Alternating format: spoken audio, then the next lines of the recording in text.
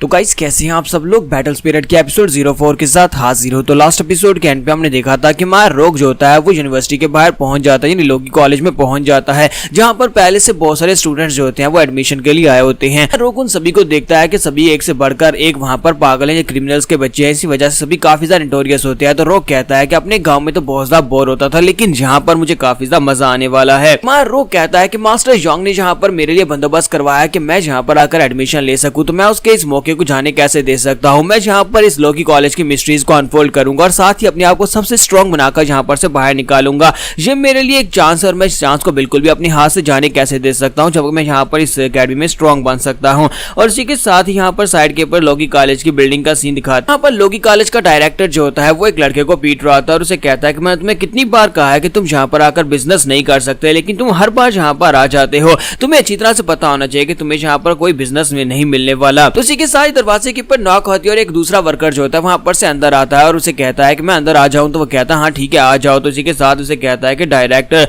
देखो मैं यहाँ पर तुम्हारे लिए न्यूज लेकर आया हूं। तो उसे कहता है मिस्टर गाओ बताओ कि तुम्हारे यहाँ पर क्या काम है। तो मिस्टर गाओ उसे कहता है कि बहुत ही जल्दी यहाँ पर सेकंड टेस्ट स्टार्ट होने वाला है, तो क्या तुम यहाँ पर इस टेस्ट को देखने के लिए नहीं आने वाले। तो डायरेक्टर उसे कहता है कि नहीं, मैं यहाँ पर इस बच्चों के टेस्ट को लेने के लिए क्यों आऊंगा, तुम्हें क्यों लगता है कि मैं यहाँ पर छोटे बच्चों के टेस्ट के लिए वहां पर आने वाला हूँ। इसी के साथ मिस्टर गाओ से कहते हैं लेकिन क्या तुमने सुना है कि इस बार जीडो का बच्चा भी यहाँ पर इस टेस्ट में हिस्सा लेने के लिए आया है। तो ये बात सुनते ही प्रेसिडेंट को झटका लगता है। फिर साथ ही मिस्टर गाओ से कहते हैं कि सिर्फ इतना ही नहीं है बल्कि जाई फैमिली का बच्चा भी यहाँ पर आया है, यानी जाई फैमिली का यंग मास्टर भी यहाँ पर इस टेस्ट में हिस्सा लेने के लिए आया है। तो ये बात सुनते ही प्रेसिडेंट कहते हैं इसका मतलब यह है कि इस बार तो काफी ज्यादा मजा आने वाला है। मैं इन दोनों को देखना चाहूंगा कि आखिर इन दोनों के पास क्या खास एबिलिटीज है, क्योंकि दोनों के बाप बहुत ज्यादा खास हैं। और इसी के साथ ही उसे कहता है कि इस बार तो काफी ज्यादा मजा आएगा। और इसी के साथ अनाउंसमेंट होती है, सभी बच्चों को बताया जाता है कि तुम्हारा सेकंड टेस्ट यहाँ पर स्टार्ट होने वाला है। सभी लोग यहाँ पर रूल्स को ध्यान से सुनो। तुम सभी लोगों को यहाँ पर रूल्स बताने वाला हूँ। पहला रूल यह है कि तुम्हें यहाँ पर कौवों को पकड़ना होगा। तो हमारा जो रोग होता है उसकी बात सुनने के बाद काफी हैरान होता है और कहता है क्या हमें यहाँ पर कौवों को पकड़ना होगा।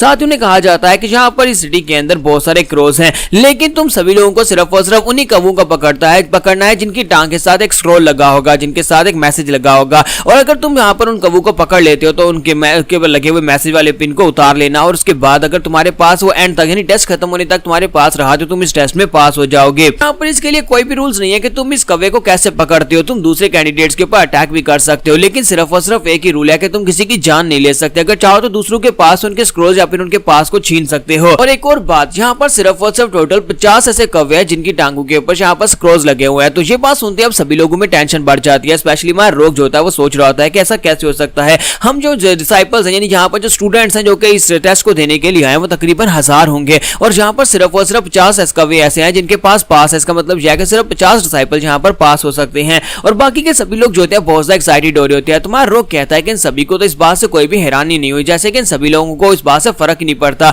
और सभी लोग यहाँ पर अपनी स्ट्रेंथ के बलबूते पर इस टेस्ट को पास करना चाहते हैं। तुम्हारा रोग कहता है अगर ऐसी बात है तो फिर मैं भी यहाँ पर अपना बेस्ट दूंगा। और इसी के साथ सभी डिसाइपल जो होते हैं वहां पर कौवों को घूर घूर कर देख रहे होते हैं और कौवे बेचारे वहां पर उनको देख रहे होते हैं कि अब उनके साथ क्या होने वाला है। और सभी कौवे वहां पर से उड़ना स्टार्ट कर देते हैं और उनको बताया जाता है कि तुम्हारे पास 3 घंटे हैं, 3 घंटे के टाइम में तुम्हें यहाँ पर अपने लिए पास ढूंढना होगा। और यहीं पर मिस्टर गाओ और प्रेसिडेंट को दिखाते हैं कि वो दोनों जो होते हैं वो छत के ऊपर आकर खड़े हो जाते हैं और कहते हैं कि मैं तो वाकई में यहाँ पर देखना चाहता हूँ कि ये दोनों बच्चे इस बार क्या करके दिखाएंगे। उम्मीद करता हूँ कि दोनों यहाँ पर टेस्ट को पास करके हमारी अकेडमी का हिस्सा बन जाएंगे और उसके बाद मैं इन लड़कों को देख पाऊंगा, इनको एग्जामिन कर पाऊंगा। और यहीं पर एक गली का सीन दिखाता है जहाँ पर हमारा रोग जो होता है वो छुपकर देख रहा था कि कोई कौवा यहाँ पर खुद उड़कर आ जाए। और इसी के साथ ही वहां पर इंतजार करते करते वो कहता है कि अब मैं यहाँ पर क्या करूं। मुझे लगता है कि यहाँ पर कौवे को ढूंढना काफी ज्यादा मुश्किल हो सकता है, क्योंकि सिर्फ 50 कौवे ऐसे हैं जिनके पास पास है और बाकी के सभी कौवे तो बेकार हैं। फिर साथ ही वो कहता है कि जाओ जूजी भी यहाँ पर से भाग गया है। मास्टर यांग ने मुझे उस जाओ जूजी को दिया था कि वो मेरे साथ रहेगा, लेकिन वो पता नहीं कहां पर गायब हो गया है। यहीं पर से हमारे रोग को एक कौवा दिखाई देता है जो कि सामने की तरफ उड़कर जा रहा होता है। तो हमारा रोग कहता है कि तो फाइनली यहाँ पर एक कौवा आ ही गया। और इसी के साथ ही हमारा रोग जो होता है वो जल्दी से जंप करता है और उसे पकड़ने की कोशिश करता है। तो कौवा रोते हुए बड़ी तेजी के साथ भागना स्टार्ट करता है।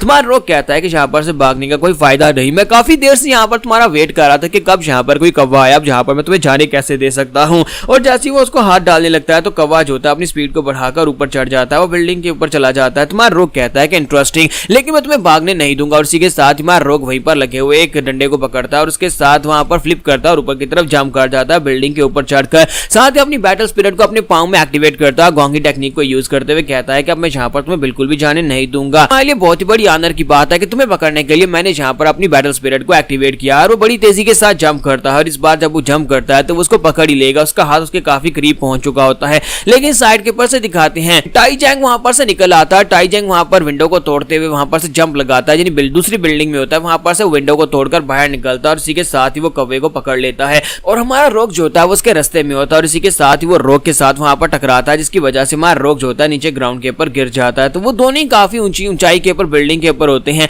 तो टाई जैंग तो उस कौवे को पकड़ लेता है, लेकिन हमारा रोग जो होता है वहां पर सीधा नीचे आकर बिल्डिंग के साथ टकराता है, जहां पर वो कचरे में गिर जाता है। और उसके वहां पर गिरने के बाद टाई जैंग उसे कहता है कि बच्चे तुम्हारा बहुत बहुत शुक्रिया जहां पर ये कौवा मुझे देने के लिए। और इसी के साथ इस कौवे की टांग के साथ लगे हुए स्क्रोल को उतार लेता है और कहता है अब जबकि मुझे यहाँ पर पास मिल चुका है और ये कौवा बिल्कुल ठीक कौवा था जिसका मैंने यहाँ पर पीछा किया, अब यहाँ पर इस कौवे को बेच देते हैं। और उसे कहता है कि ठीक है अब तुम यहाँ पर से जा सकते हो, तुम्हारा यहाँ पर कोई काम नहीं है। जबकि दूसरी तरफ दिखाते हैं कि हमारा जो रोग होता है वो बेचारा कचरे के ढेर में जाकर गिरता है, वहां पर से बाहर निकलता है और उसे कहता है कि तुम्हें किसने कह दिया कि तुम यहाँ पर से इस कौवे के पर लगे हुए पास को लेकर जा सकते हो और तुम्हें यहाँ पर थैंक यू बोलने की जरूरत नहीं है, लेकिन क्योंकि मैंने यहाँ पर ये नहीं कहा कि तुम यहाँ पर से जा सकते हो, पहले ये पास मुझे दो और उसके बाद यहाँ पर से चले जाना। और रोग वहां पर अपनी बैटल स्पिरिट को यूज करते हैं, बड़ी स्पीड के साथ उसके सामने आकर खड़ा हो जाता है और कहता है कि चलो जल्दी से अब ये पास मुझे दे दो। जबकि टाई जैंग उसे कहता है कि तुम्हारी स्पीड काफी ज्यादा अच्छी है, लेकिन क्या तुम्हें लगता है कि मेरी फिजिकल बॉडी के सामने तुम्हारी ये स्पीड काम आएगी, क्योंकि मेरी बॉडी आर्मर टाइप है और जहां पर तुम मेरी बॉडी को ब्रेक नहीं कर पाओगे। साथ ही उसे अपना नाम बताता और कहता है कि मुझे जायंट टाई गैंग कहते हैं, अब मरने से पहले तुम्हें यहाँ पर मेरा नाम तो याद होगा कि तुम्हें किसने मारा था। और इसी के साथ ही वो कहता है कि अब मैं तुम्हें दिखाता हूँ कि मैं क्या कर सकता हूँ। और साथ ही वो अपने पंच के ऊपर वहां पर